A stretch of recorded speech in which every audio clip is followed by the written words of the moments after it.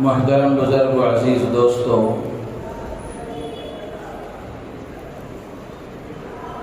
دنیا میں ہم دیکھتے ہیں کہ بہت سارے مالز اور بہت ساری تجارت کی جگہوں پر سیل لگایا جاتا ہے، آفر رکھے جاتے ہیں۔ وہ اس لیے کہ مال والے کو اور اس تاجر کو اپنا مال زیادہ مقدار میں بیچنا اور فروخت کرنا ہوتا ہے، یا پھر اپنے مال کے ذریعے سے بہت سارے لوگوں کو فائدہ پہنچانا مقصود ہوتا ہے۔ تو اس کے لیے قیمتوں کو بھی کم کر دیا جاتا ہے کہ 50% ڈسکاؤنٹ ہے، 60% ڈسکاؤنٹ ہے۔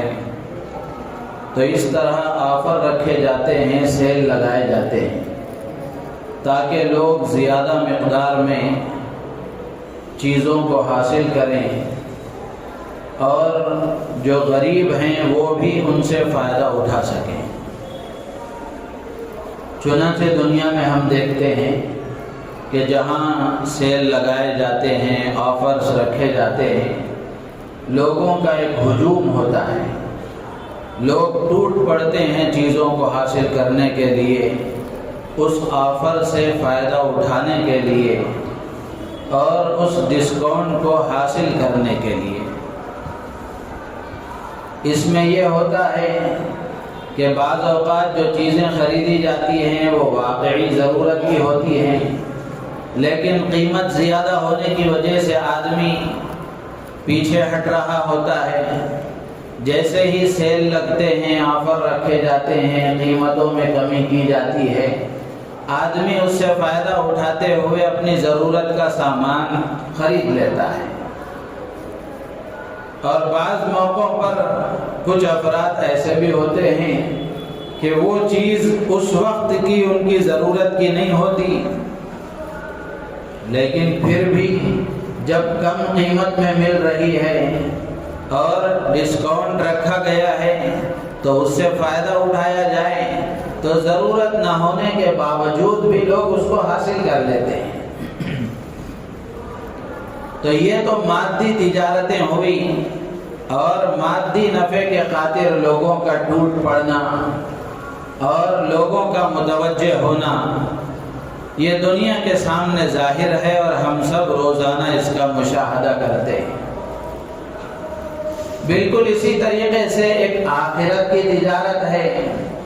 اللہ تبارک و تعالی بھی مختلف سیلز اور مختلف آفرز اور مختلف ڈسکاؤنٹس اللہ تعالی سال بھر میں مختلف مہینوں میں، مختلف دنوں میں اور مختلف راتوں میں اللہ تعالیٰ نے رکھے ہیں۔ وہ اس لیے تاکہ بندے کم عبادت میں زیادہ ثواب حاصل کر لیں، کم محنت پر ان کو زیادہ اجر مل جائے، تھوڑی سی عبادت کر لیں، اللہ تعالیٰ بڑے سے بڑا ثواب انہیں عطا فرما دیں۔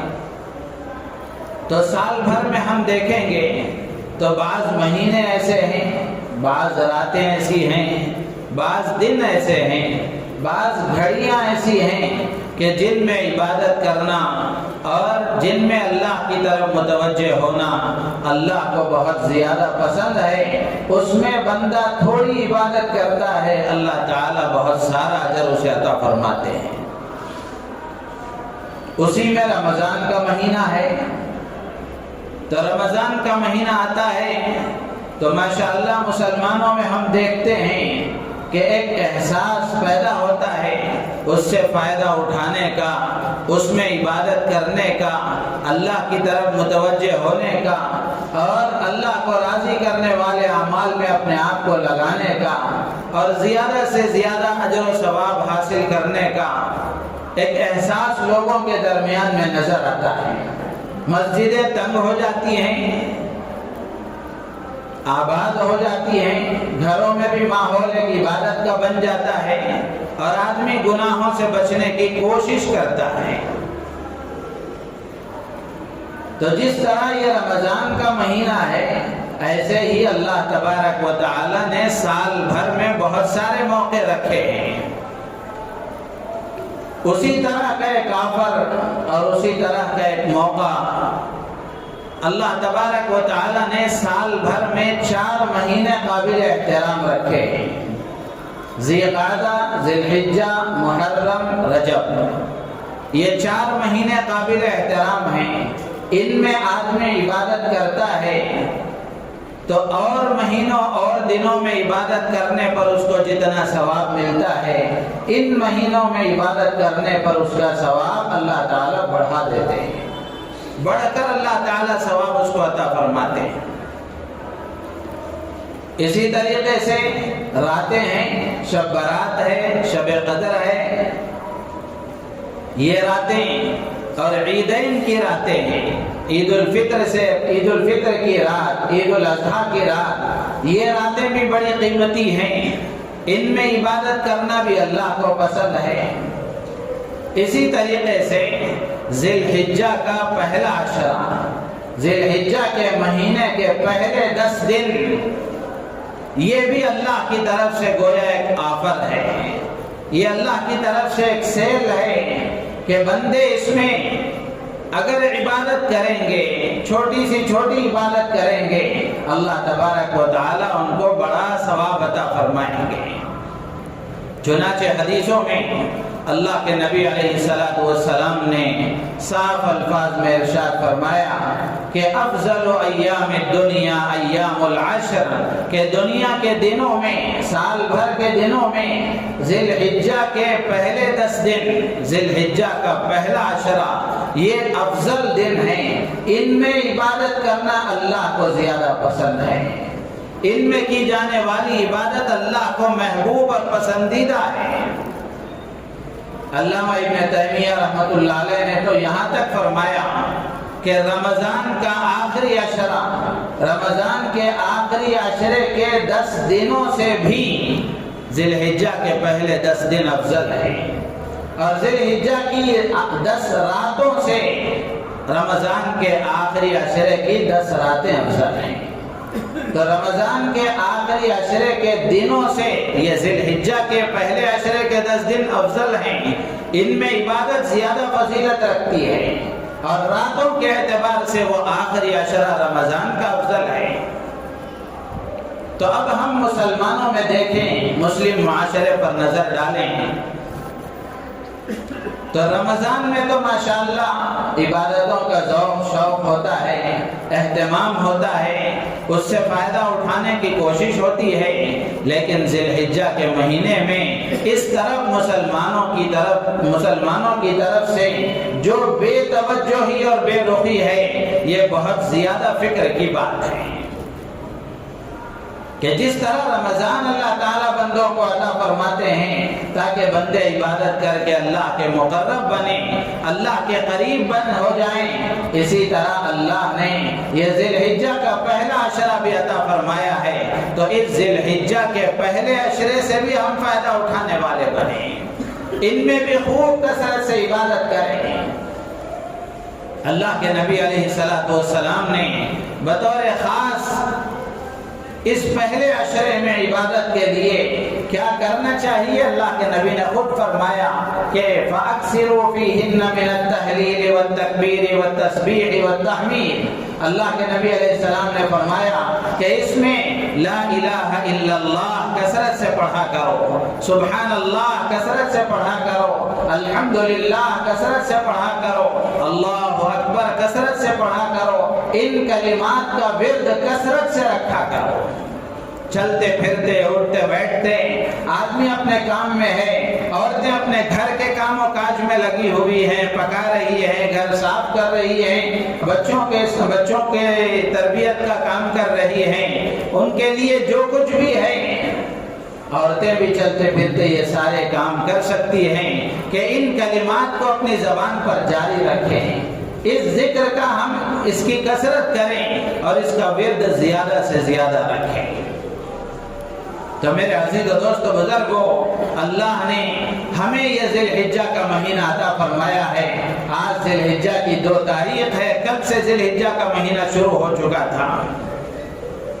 تو گزشتہ جمعہ بھی میں نے ذی الحجہ سے متعلق باتیں تفصیل کے ساتھ آپ کے سامنے عرض کی ہیں، وہ اسی لیے تاکہ اس کی اہمیت ہمارے اندر پیدا ہو اور ہم اس میں عبادت کر کے اللہ کو راضی کرنے والے بنیں۔ ایسا نہ ہو کہ ہم نے سن لیا اور پھر جیسے کہ ویسے ہی رہے، ذی الحجہ کے یہ دن آئے بھی چلے گئے بھی، ہمارے اندر کوئی تبدیلی نہیں آئی، ہماری عبادتوں میں کچھ اضافہ نہیں ہوا، تو پھر ہم سے زیادہ خسارے اور نقصان میں کوئی نہیں۔ دنیا میں جہاں آفرز اور سیل لگتے ہیں اور کوئی بتاتا ہے تو اپنے 1000 کام ہوں، آدمی وقت فارغ کر کے وہاں جاتا ہے، اس سے فائدہ اٹھاتا ہے۔ تو یہ ذی الحجہ کا مہینہ اللہ نے ہمیں عطا فرمایا ہے، تو ہمیں چاہیے کہ ہم اللہ کا شکر ادا کرتے ہوئے اس میں اللہ کو راضی کرنے والے کاموں میں اپنے آپ کو لگائیں، نمازوں کا اہتمام کریں، قرآن کی تلاوت کا اہتمام کریں، دعاؤں کا اہتمام کریں، اللہ کے ذکر کا اہتمام کریں، درود شریف کی کثرت کریں، استغفار کی کثرت کریں اور صدقہ اور خیرات کریں، اللہ کے ضرورت مند بندوں کی ضرورتوں کو پورا کرنے میں اپنا مال نچھاور کریں۔ اور اسی کے ساتھ ساتھ بطور خاص ذی الحجہ کے یہ شروع کے 10 دن ازواج مطہرات میں سے بعض ازواج مطہرات یہ بتاتی ہیں کہ اللہ کے نبی علیہ السلام ذی الحجہ کے شروع کے 9 دنوں میں روزہ رکھا کرتے تھے۔ تو ایک عمل روزے کا ہے کہ یہ ذی الحجہ کے دن اللہ نے ہمیں عطا فرمائے ہیں۔ کتنے ایسے لوگ تھے جو گزشتہ سال ہمارے ساتھ ان دنوں میں موجود تھے، لیکن آج وہ ہمارے درمیان نہیں ہیں۔ اللہ نے ہمیں زندہ رکھا ہے، صحت دی ہے اور اللہ نے ہاتھ و پیر میں طاقت عطا فرمائی ہے۔ اگر ہم نے اس صحت سے فائدہ اٹھاتے ہوئے اللہ کو راضی کرنے والے کاموں میں اپنے آپ کو نہیں لگایا، اللہ کی عبادتوں میں اپنے آپ کو نہیں لگایا، تو پھر ہم سے بڑا خسارے والا کون ہو سکتا ہے؟ تو اس لیے میرے عزیز و دوست و بزرگوں، کرنے کا ایک کام یہ بھی ہے کہ ہم روزے رکھیں۔ رمضان میں کسی عذر کی وجہ سے کچھ لوگوں کے روزے چھوٹ گئے، نفلی روزے نہ رکھیں تو کم سے کم قضا روزے رکھ لیں۔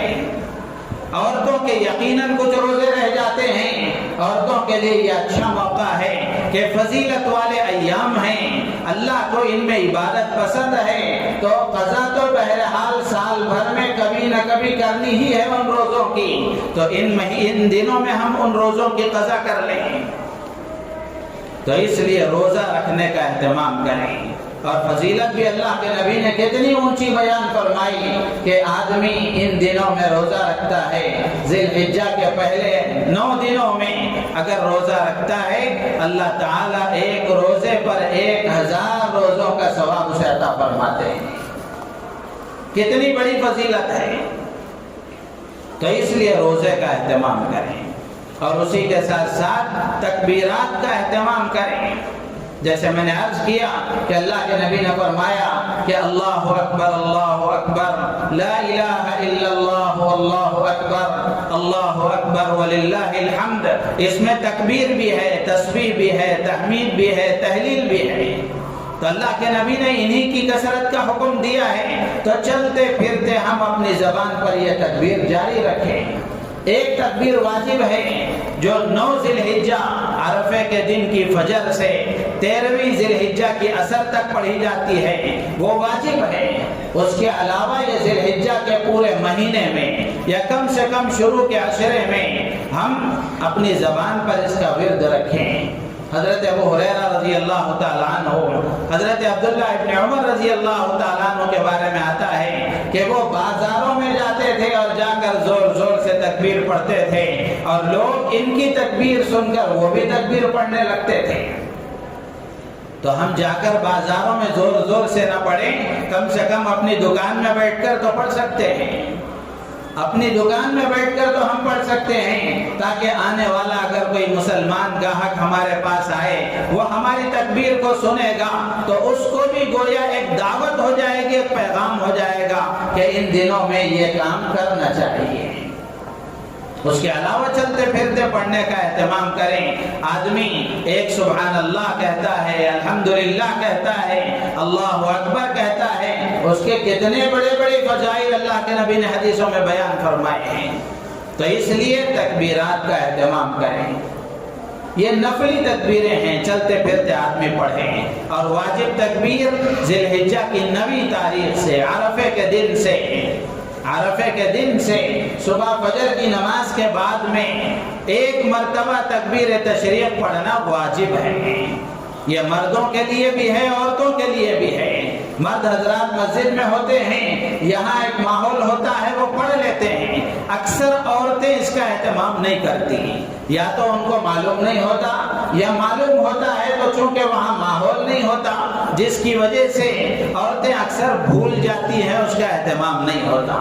اسی لیے علماء نے لکھا ہے کہ جہاں عورتیں نماز پڑھتی ہیں، پہلے بڑے بڑے گھر ہوا کرتے تھے، گھروں میں نماز کے لیے ایک جگہ خاص ہوا کرتی تھی، اور ایک کمرہ ایک جگہ خاص کر لیا کرتے تھے نماز کے لیے۔ اگر گھروں میں ایسی جگہ ہے، یا پھر جیسا بھی ہے جہاں ہم نماز پڑھتے ہیں، یا پھر آخری درجے میں اپنے مصلے پر ہی صحیح ایک پیپر میں تکبیر لکھ کر کے اپنے اس مصلے کو پن مار لیں، اور جب بھی آپ مصلہ بچھائیں گے آپ کو یاد آئے گا کہ ہاں نماز کے بعد میں تکبیر کہنی ہے، نماز کے بعد میں تکبیر کہنی ہے۔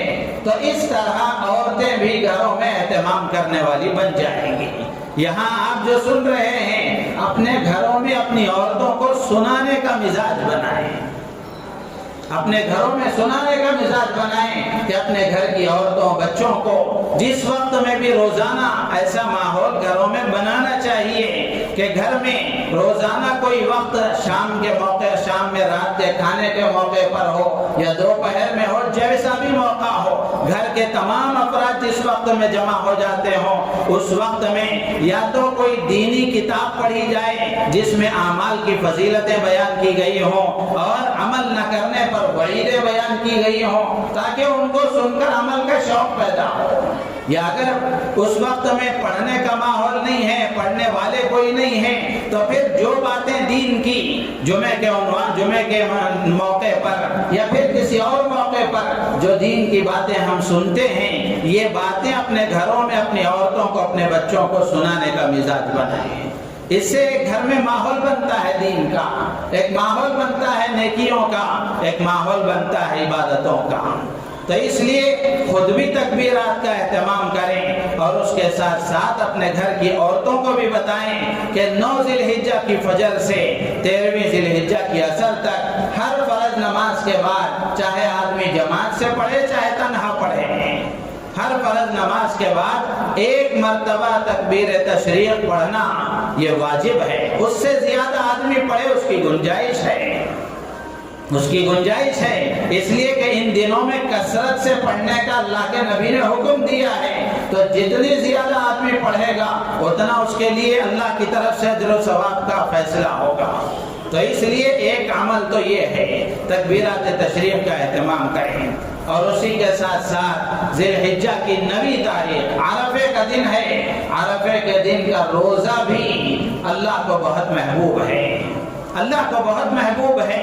آدمی عرفے کے دن کا روزہ رکھتا ہے، اللہ تعالیٰ 1 سال اگلے اور 1 سال پچھلے گناہ اس کے معاف فرما دیتے ہیں۔ اور عرفے کا دن سال بھر کے تمام دنوں کا سردار ہے، سال بھر کے تمام دنوں کا سردار ہے۔ تو اس لیے یہ ذی الحجہ کے پہلے عشرے کو جو فضیلت حاصل ہے، اور یہ ذی الحجہ کے پہلے 10 دن جو عظمت والے ہیں اور ان کو جو فضیلت حاصل ہوئی ہے، ان کے اسباب میں سے ایک بڑا سبب یہ ہے کہ ان 10 دنوں میں عرفے کا دن بھی ہے، عرفے کا دن بھی ہے۔ اور عرفے کے دن میں یہاں ہم روزہ رکھیں گے، عبادت کریں گے، اللہ تعالیٰ ہمارے 1 سال اگلے اور 1 سال پچھلے گناہ معاف فرما دیں گے۔ اور عرفے کے دن میں حجاج کرام عرفات کے میدان میں حج کا رکن اعظم وقوف عرفہ ادا کر رہے ہوتے ہیں اور عرفات کے میدان میں اللہ کے سامنے دعائیں کر رہے ہوتے ہیں۔ تو میرے عزیز و دوست بزرگوں، یہ عرفے کا روزہ ہو یا پھر تکبیرات تشریق ہو یا پھر قربانی کرنے والے کے لیے بال اور ناخن نہ کاٹنے کا حکم ہے، یہ سارے احکامات اسی لیے دیے گئے ہیں تاکہ ہم حاجیوں کے ساتھ تھوڑی بہت کچھ مشابہت اختیار کر لیں گے۔ اللہ تبارک و تعالیٰ کی جو رحمتیں، جو برکتیں، جو عنایتیں حاجیوں پر بارش کی طرح برستی ہیں، اللہ تعالیٰ اس کا کچھ نہ کچھ حصہ ہمیں بھی عطا فرمائیں گے۔ حاجی وہاں لبیک تلبیہ پڑھتا ہے تو یہاں ہم اللہ اکبر تکبیر پڑھ رہے ہیں، وہاں حاجی احرام کی حالت میں بال نہیں کاٹ سکتا، ناخن نہیں کاٹ سکتا۔ یہاں ہمیں بھی قربانی کرنے والے کو حکم ہے، اگر ہم اس کا اہتمام کریں گے اور یہ سوچ کر کہ حاجیوں کے ساتھ میں مشابہت اختیار کر رہا ہوں، اللہ تعالیٰ حاجیوں کی کچھ نہ کچھ رحمتیں برکتیں مجھے بھی عطا فرمائیں گے، اس استحضار کے ساتھ یہ کام کیے جائیں گے تو پھر اس کا ایک الگ ہی لطف اور الگ ہی مزہ ہے۔ تو اس لیے تکبیرات کا اہتمام کریں اور عرفے کے دن کے روزے کا اہتمام کریں۔ عرفے کے دن آئندہ جمعہ چونکہ عرفے کا دن ہوگا تو عرفے کے دن کے روزے کی فضیلت اللہ کے نبی نے بیان فرمائی ہے، تو ہم عرفے کے دن کا روزہ رکھیں۔ اب عموماً ہوتا یہ ہے چونکہ محرم میں یا تو 10ویں محرم سے پہلے یا بعد کے روزے کو ملا کر رکھنے کا حکم ہے، تو اب لوگ کنفیوز ہو جاتے ہیں۔ اب عرفے کا دن آتا ہے تو اس میں بھی پوچھتے ہیں کہ عرفے کے دن کا ایک روزہ ہے یا اس سے پہلے ایک روزہ ملا کر رکھنا چاہیے۔ اسی طرح شب برات کا موقع 15ویں شعبان کا آتا ہے، اس 15ویں شعبان کے دن میں روزہ رکھنے کا حکم ہے، تو اس وقت میں بھی لوگ پوچھتے ہیں کہ ایک روزہ رکھنا چاہیے یا اس سے پہلے ملا کر رکھنا چاہیے۔ یہ ملا کر رکھنے والی بات صرف محرم میں ہے، صرف محرم میں ہے، اس کے علاوہ عرفے کا روزہ بھی ایک ہی ہے، 15ویں شعبان کا روزہ بھی ایک ہی ہے۔ آدمی نفلی روزے کتنے چاہے رکھے، اس سے منع نہیں ہے، لیکن عرفے کے نام سے جو روزہ ہے وہ ایک روزہ ہے۔ باقی جیسے میں نے پہلے عرض کیا کہ یہ ذی الحجہ کے پورے 9 دن کا آدمی روزے رکھے، اللہ کو یہ بہت پسند ہے، اللہ کے نبی اہتمام فرمایا کرتے تھے، تو ہمیں چاہیے کہ ہم بھی روزہ رکھیں اور خاص طور سے عرفے کے دن کے روزے کا اہتمام کریں۔ ایک روزہ آدمی رکھتا ہے، 2 سال کے صغیرہ کا گناہ اللہ تعالیٰ اس کے معاف فرما دیتے ہیں۔ تو اتنی بڑی فضیلت ہے، اس لیے اس کا اہتمام کریں۔ اور اسی کے ساتھ ساتھ ذی الحجہ کا یہ مہینہ، اس میں بہت سارے بڑے بڑے کام کیے جاتے ہیں، حج کا عمل ہوتا ہے اور اسی کے ساتھ ساتھ قربانی کا عمل ہوتا ہے۔ ماشاءاللہ قربانی کا ماحول بن رہا ہے، جانور بک رہے ہیں، لوگ خرید رہے ہیں اور مسائل پوچھ رہے ہیں، ایک ماحول بنا ہوا ہے۔ تو یہ جو قربانی ہے، اس قربانی کی تاریخ بہت پرانی ہے۔ قربانی کوئی اللہ کے نبی علیہ السلام کے زمانے کا یا آپ کی شریعت کا ہی کوئی عمل نہیں ہے، بلکہ یہ قربانی کا ثبوت حضرت آدم علیہ السلام کے زمانے سے ہے۔ قرآن میں اللہ تبارک و تعالیٰ نے حضرت آدم علیہ السلام کے 2 بیٹوں کا ذکر فرمایا، وَاتْلُ عَلَيْهِمْ نَبَأَ ابْنَيْ آدَمَ بِالْحَقِّ إِذْ قَرَّبَا قُرْبَانًا فَتُقُبِّلَ مِنْ أَحَدِهِمَا وَلَمْ يُتَقَبَّلْ مِنَ الْآخَرِ۔ یہ قربانی کی تاریخ بہت پرانی ہے کہ حضرت آدم علیہ السلام کے 2 بیٹوں نے قربانی دی، حابیل نے قربانی دی۔ اب وہ قربانی مینڈھے کی تھی یا اونٹ کی تھی، علی اختلاف الاقوال، مفسرین کے اقوال مختلف ہیں، تو اس میں جانور کی قربانی انہوں نے دی، اللہ نے حابیل کی قربانی قبول فرمائی۔ تو اس وقت سے یہ قربانی کا عمل چلا آ رہا ہے، اور اللہ تعالیٰ نے قرآن میں صاف فرمایا وَلِكُلِّ أُمَّةٍ جَعَلْنَا مَنْسَكًا لِيَذْكُرُوا اسْمَ اللَّهِ عَلَى مَا رَزَقَهُم مِّن بَهِيمَةِ الْأَنْعَامِ۔ اللہ نے فرمایا کہ ہر امت میں قربانی کا عمل رہا ہے، ہر امت میں قربانی کا عمل رہا ہے۔ اللہ کے نام پر جانوروں کو ذبح کرنے کا یہ رواج، یہ اللہ کے نبی کے زمانے کا نہیں ہے، بلکہ حضرت آدم کے زمانے سے ہر امت میں چلا آ رہا ہے۔ تو اس لیے یہ قربانی کی تاریخ بہت پرانی ہے، اور قرآن میں اللہ نے فرمایا سورہ کوثر میں جو مختصر صورت ہے قرآن پاک کی، اللہ تعالیٰ فرماتے ہیں اِنَّا أَعْطَيْنَاكَ الْكَوْثَرَ کہ نبی جی ہم نے آپ کو کوثر عطا کی ہے۔ یہ کوثر کیا ہے؟ اس میں مفسرین کے بہت سارے اقوال ہیں۔ مشہور قول یہ ہے کہ اللہ کے نبی علیہ السلام کو قیامت کے دن اللہ تعالیٰ حوض کوثر عطا فرمائیں گے، آپ اس حوض کوثر پر سے اپنے چاہنے والوں، اپنے ماننے والوں اور آپ کی اطاعت کرنے والوں کو قیامت کے دن اللہ کے نبی علیہ السلام یہ حوض کوثر کا پانی عطا فرمائیں گے۔ اس کے بارے میں اللہ کے نبی نے حدیث میں فرمایا کہ جب کوئی میرے اس حوض سے پانی پی لے گا جنت میں جانے تک پھر اس کو پیاس نہیں لگے گی۔ تو ایک مطلب مشہور یہی ہے، باقی اور بھی بہت سارے اس کے اقوال ہیں۔ اِنَّا أَعْطَيْنَاكَ الْكَوْثَرَ فَصَلِّ لِرَبِّكَ وَانْحَرْ اللہ تعالیٰ فرماتے ہیں نبی سے خطاب کر کے کہ آپ اپنے رب کے لیے نماز پڑھیے اور قربانی کیجیے۔ تو قربانی کا ثبوت قرآن سے بھی ہے، اللہ نے فرمایا کہ وَانْحَرْ آپ قربانی کیجیے، آپ قربانی کیجیے۔ اس کی تفسیر میں وَانْحَرْ کا جو جملہ ہے اس میں نحر کا ایک معنی تو قربانی بھی آتا ہے، اور ایک معنی حضرت علی رضی اللہ تعالیٰ عنہ نے فرمایا کہ نحر کا ایک معنی ہے نماز میں ناف کے نیچے ہاتھ باندھنا، نماز میں ناف کے نیچے ہاتھ باندھنا۔ حضرت علی رضی اللہ تعالیٰ عنہ اس آیت کی تفسیر میں نقل فرماتے ہیں کہ اللہ کے نبی علیہ السلام کو یہ حکم دیا گیا کہ اللہ کے نبی آپ نماز پڑھیے اور نماز میں ناف کے نیچے ہاتھ باندھیے۔ حضرت علی سے یہ تفسیر منقول ہے۔ تو مشہور قول تو قربانی کا ہے کہ آپ نماز پڑھیے اور قربانی کیجیے۔ تو یہ قربانی کا ثبوت قرآن سے اور حدیث میں اللہ کے نبی علیہ السلام نے بھی فرمایا۔ حضرت زید بن ارقم رضی اللہ تعالیٰ عنہ راوی ہے، وہ فرماتے ہیں کہ اللہ کے نبی علیہ السلام سے صحابہ نے پوچھا مل اضاحی، اے اللہ کے نبی یہ قربانی کیا چیز ہے؟ تو اللہ کے نبی نے فرمایا ہی سنت ابیکم ابراہیم، یہ تمہارے باپ جد امجد حضرت ابراہیم کا طریقہ ہے، حضرت ابراہیم علیہ السلام کا طریقہ ہے۔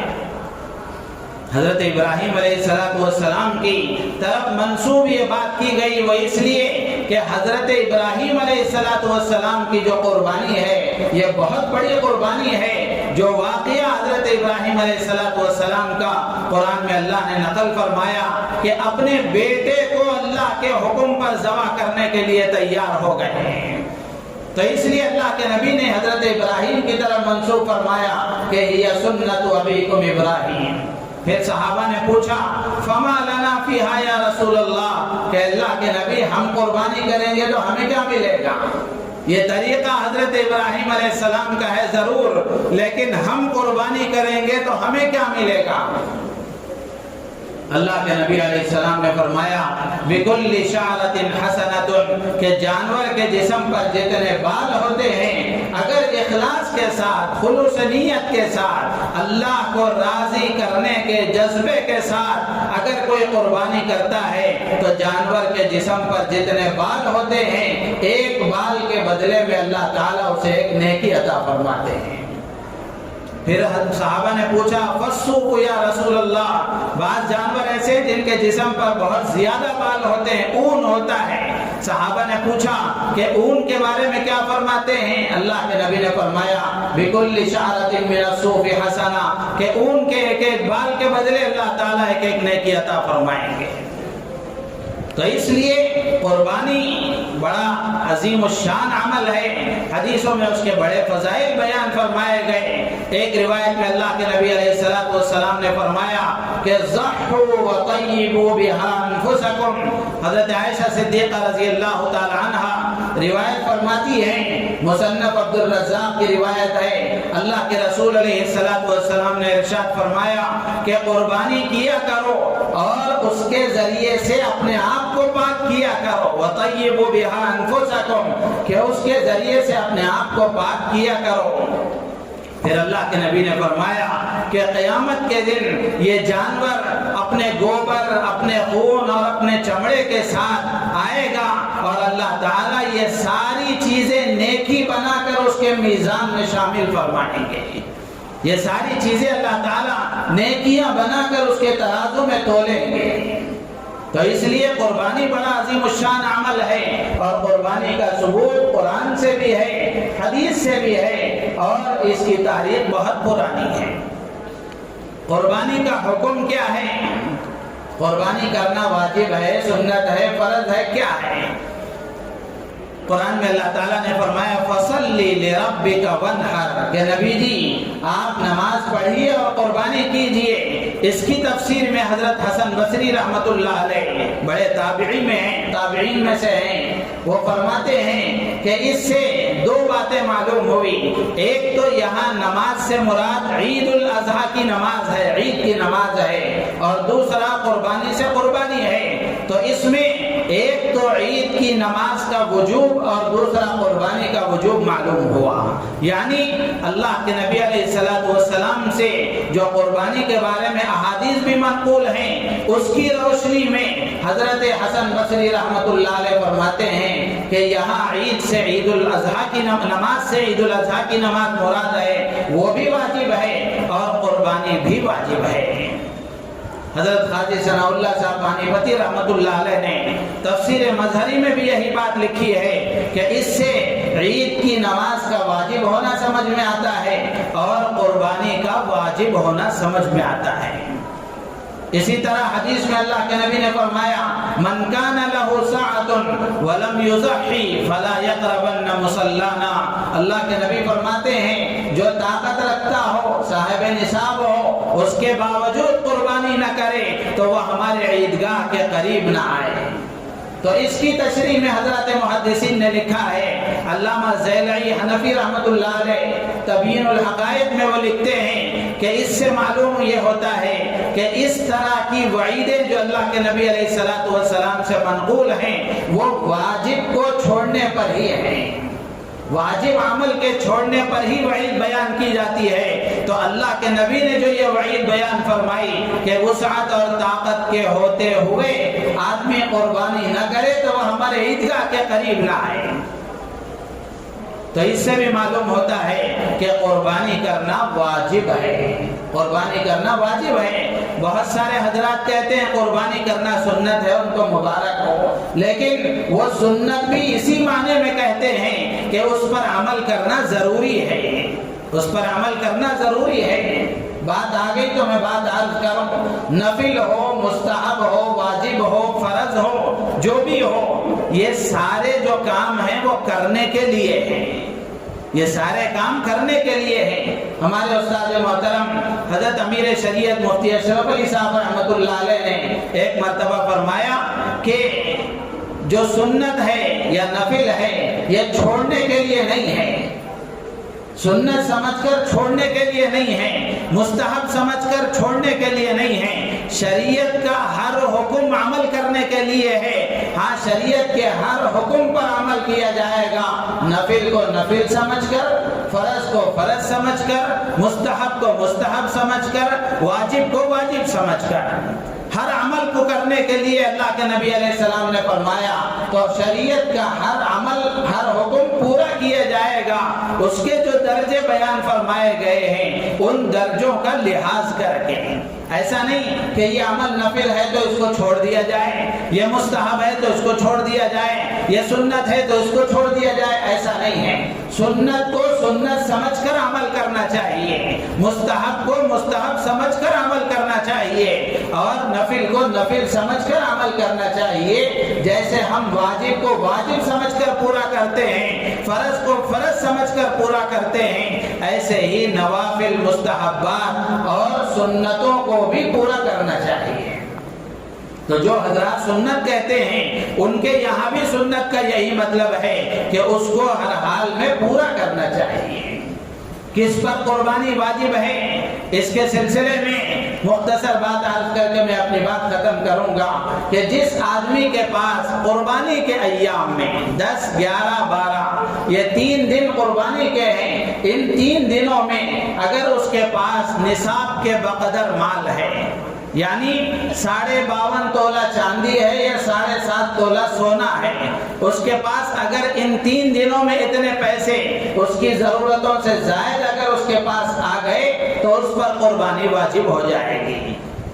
قربانی کے واجب ہونے کے لیے جس پر صدقہ فطر واجب ہوتا ہے، صدقہ فطر کے بارے میں بھی تو یہی حکم ہے کہ عید کے دن اس کے پاس اتنے پیسے ہوں تو اس کے اوپر صدقہ فطر واجب ہے۔ تو اسی طرح قربانی کے ان ایام میں اس کے پاس اگر اتنے پیسے آ گئے تو اس پر قربانی کرنا واجب ہے۔ اگر قربانی واجب ہو تو پھر بھی قربانی کی جائے، اور اگر قربانی واجب نہ بھی ہو، اللہ کو راضی کرنے کے لیے آدمی اگر قربانی کر سکے تو بڑا مبارک عمل ہے۔ آدمی قربانی کرے، جانور کا خون بہائے، اس لیے کہ قربانی کے ایام میں جانور کا خون بہانے سے زیادہ کوئی اور عمل اللہ کو پسند نہیں ہے۔ قربانی کے ایام میں قربانی کرنا ہی اللہ کو پسندیدہ عمل ہے، تو اس لیے جن پر قربانی واجب ہے وہ قربانی کریں، اور جن کے اوپر قربانی اگرچہ واجب نہیں ہے لیکن وہ پھر بھی اگر کریں گے تو ثواب کے مستحق بنیں گے۔ یہاں رک کر ایک بات عرض کر کے اپنی بات ختم کروں گا۔ بہت سارے لوگ ایسے ہیں ان پر قرض ہے، بہت سارا قرض ہے، لاکھوں کے مقروض ہیں، لیکن اس قرض کو ادا کرنے کی توفیق نہیں ہے، اور بکرے 50 60 ہزار کے بکرے خرید رہے ہیں، اور جانور بڑے بڑے جانور خرید کر اور اپنی نمائش کر کے اپنی شان جتا کر کے قربانی کر رہے ہیں۔ اسی لیے کسی نے بڑی اچھی بات کہی، قربانی کا جانور خریدنے سے پہلے آپ سب سے پہلے اس آدمی کا قرض ادا کریں جس کو آپ نے بکرا بنایا ہوا ہے۔ آپ پہلے اس کا قرض ادا کریں۔ قرض کا ادا کرنا فرض ہے، ضروری ہے، تو اس لیے سب سے پہلے قرض کی ادائیگی کی فکر کریں۔ لمبے لمبے قرض ہوتے ہوئے آدمی مہنگے مہنگے جانور خرید کر خرچ کر قربانی کرے گا تو اس سے اس کو کوئی ثواب ملنے والا نہیں ہے۔ تو اس لیے اگر اپنے ذمے میں قرض ہے تو سب سے پہلے قرض ادا کرنے کی کوشش کریں۔ قرض کوئی معمولی چیز نہیں ہے، اگر قرض کے رہتے ہوئے اس کے ادا کرے بغیر اور وارثین اس کی ذمہ داری لیے بغیر آدمی اگر دنیا سے چلا جاتا ہے، شہید بھی ہو جاتا ہے تو جنت میں داخلے سے روک دیا جاتا ہے۔ تو اس لیے قرض اپنے ذمے میں ہونا کوئی اچھی بات نہیں ہے، سب سے پہلے قرض ادا کرنے کی فکر کریں۔ اللہ تعالیٰ سے دعا ہے اللہ تعالیٰ ہم سب کو ان باتوں پر عمل کی توفیق عطا فرمائے، اور ان ایام میں خوب کثرت سے عبادت کر کے اللہ کو راضی کرنے کی اللہ مجھے آپ کو پوری امت مسلمہ کو توفیق عطا فرمائے۔ آمین، وآخر دعوانا ان الحمد للہ رب العالمین۔